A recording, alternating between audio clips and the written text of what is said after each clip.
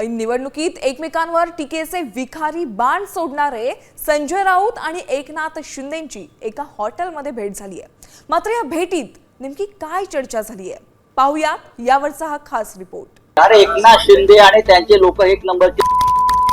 या एका माणसामुळे गद्दारांचं बेमानांचं ठाणे शहर शिंदे गटाचा स्वतःला शिवसेना म्हणून घेणारा एकही आमदार उसळून उठला नाही, याचा अर्थ हे अमित शहाचे मिंदे आहे। नुसतं ते आता आवडत नाही लोकांना, सकाळ काय ते काय रोज त्यांचं काम चालूच आहे।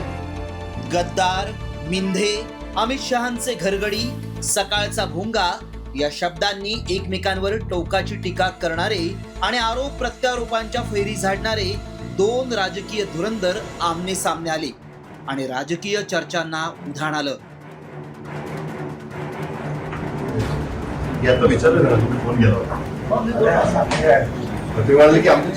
ही दृश्य पहा। उपमुख्यमंत्री एकनाथ शिंदे आणि ठाकरे सेनेचे खासदार संजय राऊत यांची एका नामांकित हॉटेलमध्ये भेट झाली आणि एकमेकांशी हस्तांदोलनही केलं।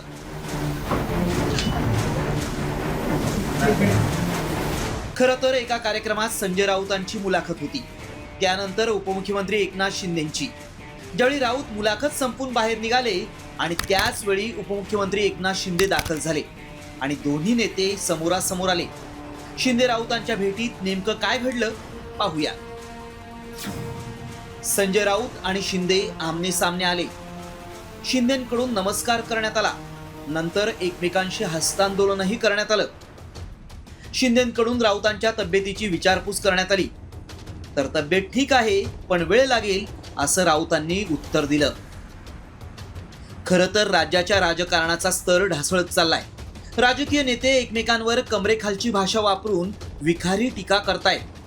हे सगळं सुरू असताना आधी संजय राऊत आजारी असताना एकनाथ शिंदेंनी त्यांची फोनवरून केलेली विचारपूस असो वा आता समोरासमोर आल्यानंतर हस्तांदोलन करून एकमेकांची विचारपूस करणं असो, राऊत शिंदे भेटीमुळे विखारी राजकारणातही एक आशादायी चित्र समोर आलंय असंच म्हणावं लागेल। गिरीश कांबळेचा ब्युरो रिपोर्ट, साम टीव्ही न्यूज।